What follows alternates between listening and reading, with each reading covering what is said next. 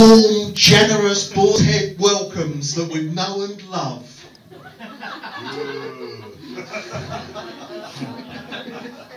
Two young gentlemen take these first tentative steps on the world of comedy. Ladies and gentlemen, please give it up, make some noise for Mr. Martin Huxter!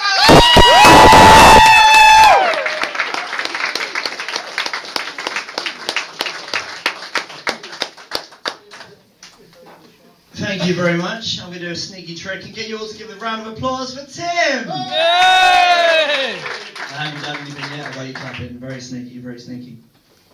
So, Horsham. I'm from Crawley. You're so judgmental. You're like my 9th child I had when I was 7. I don't mind taking shit from people from Crawley.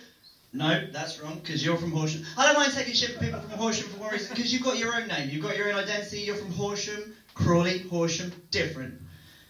People from Crawley down. Slightly different. Some creative thinkers at the town planning meeting that night, weren't there? How can we set ourselves aside from those people from Crawley? What should we call ourselves? Super Sexyville? Nah. Sexy town? Nah. Crawley. Down. Very good, very good, very good. So no, I'm from Crawley, but it's okay because there's a couple that live in my house. We're a house share, and they're from Horsham. So they feed me and dress me every morning before I go out.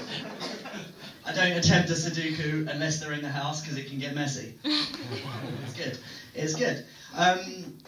So yeah, I grew up in Crawley. I don't see a lot of my family anymore. I don't see a lot of my mum anymore. Our relationship became a bit strained when I was younger. Mainly she was going out with a guy who was a bit of a racist. By bit of, I mean massive. And by racist, I mean wanker. No, he used to be like, oh, these immigrants are coming over here, taking our jobs, our houses, they don't bother to learn the language, they don't bother to learn the culture. So anyway, they've moved to Spain now. For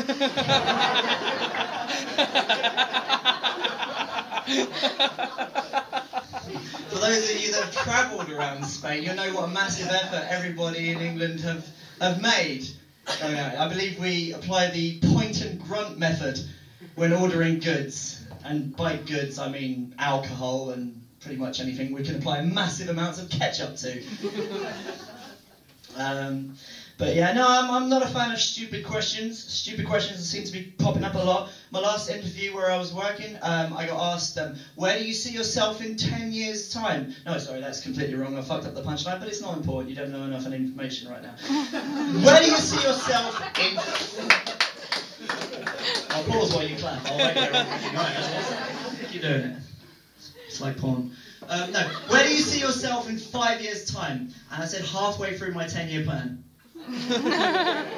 See, I didn't read enough of it. It's okay, it still works. And then when you go on holiday, when you're at the airport, let me ask you a question. When you get asked that question, has anybody possibly interfered with your luggage when you wasn't looking?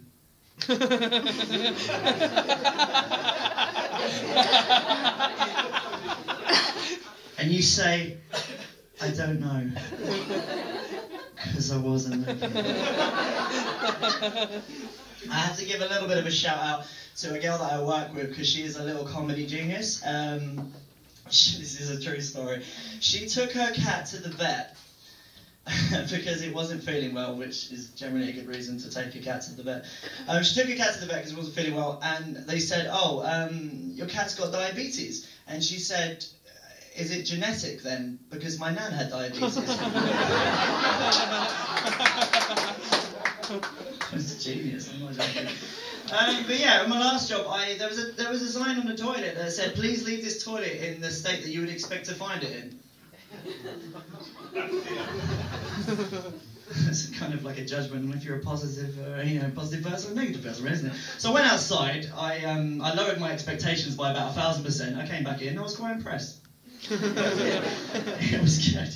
I think we as a nation, we set the bar low, as a nation so that we can continuously be surprised every day, you know? And I think that's the reason we fly with Ryanair. Ryanair, we care because you clearly don't. So anyway, I'm really fucked off with people coming up to me and asking me if I've seen something on Blu-ray. And I'll tell you why. Mine. Have you seen When Harry Met Sally? Yes, I have, yeah. It's one of my favourite rom-coms. It's excellent. It's a very good film. Have you seen it on Blu-ray? No, I haven't. It's excellent. It's a completely different type of viewing experience. Really, is it? How fucking different could it be? Is the story any different? No? Just Meg Ryan not only fake an orgasm, but start giving a blowjob to Billy Crystal in the middle of the restaurant. No? Well, in that case, I don't care. To be honest, I've seen one film, I've seen 100,000 other films afterwards. The thing that generally sticks in my mind is the plot and the storyline. Not how clear I can see Bruce Willis's bald head. He's not just bald, he's Blu-ray bald. You know, I'm not joking. Give it 5 years, they will come up with a media format that is so good you are able to watch movies while you are asleep. And it will digest your food for you at the same time. Because you don't want to strain yourself, do you? Anyway, I'm thinking about travelling to Japan, maybe doing the whole teach English as a foreign language thing. Japan's a very interesting place. They've got a little proverb out there that applies throughout most of their society, but applies particularly in their school system. And it's called "the nail that stands up will be hammered down." And I started thinking about, the English equivalent that we would probably have, which is something like the students are so hammered they fall down. And then there'd be the American equivalent, which would be the kids are too fat to stand up. Yeah.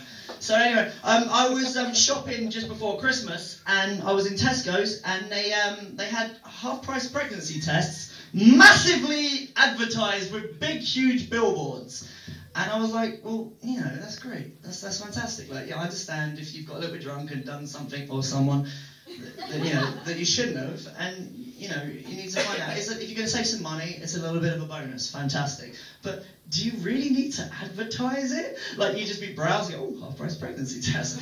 Is finance really the critical piece of information that's going to get you to go, I might find out if I'm pregnant?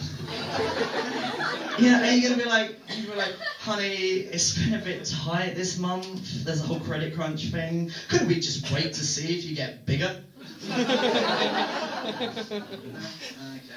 Okay. So, anyway, I was thinking a lot recently about romance and TV and letters and books, and slightly 50 years ago, half a century ago, they had a lot of really romantic novels and romantic films, and they had a lot of letters about pining and people missing out on love and being separated by lovers. And I thought, for certain reasons, that doesn't really happen anymore. For example, I met this girl, and we had the best night. We chatted. Our souls connected. It was like we were one. It was like, I finally found the person. This is fantastic.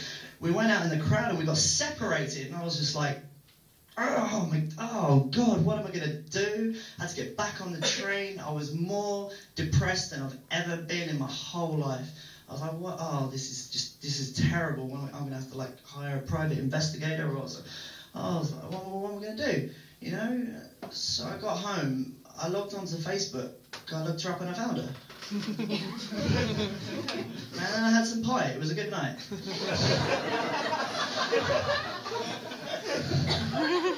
I think I'm done.